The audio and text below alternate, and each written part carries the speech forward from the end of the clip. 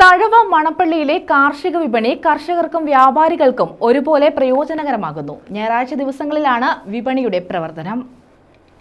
മണപ്പള്ളിയിലാണ് കാർഷിക വിപണി സജീവമാകുന്നത്. എല്ലാ ഞായറാഴ്ചയും രാവിലെ 9 മണി മുതലാണ് വിപണിയുടെ പ്രവർത്തനം.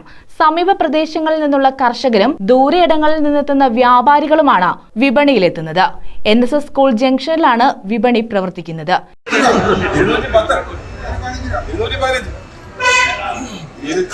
215 രൂപ ഒരു തരം, 220, 225, 230, 235, 250, 250 രൂപ ഒരു തരം, 250 രൂപ രണ്ട് തരം.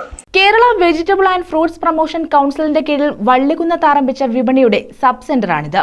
ഐശ്വര്യ ഗംഗപ്രസാദും ഓമനക്കുട്ടനുമാണ് വിപണിക്ക് നേതൃത്വം നൽകുന്നത്.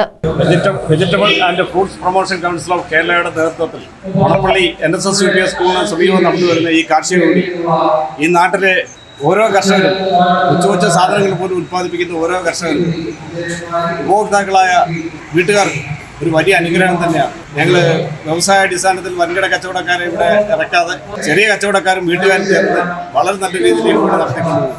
News bureau, Thazhava.